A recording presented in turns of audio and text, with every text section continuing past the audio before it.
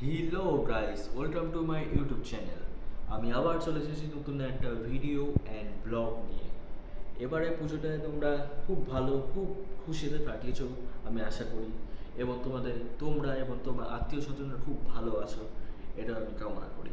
এবং সবাইকে বলতে চাইছি বিলেটেড শুভ বিজয়া, বিলেটেড লক্ষ্মী পুজো।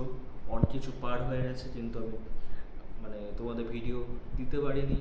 ওটা আমার নিজের কয়েকটা পার্সোনাল কারণ ছিল, পার্সোনাল কারণ, হেলথ ইস্যু, অনেক বাড়ি ঘরে একটু কাজবাজ চলছিল, তাই জন্য করতে পারিনি। বাট আমি প্রমিস করছি, এবার থেকে নো স্কিপ।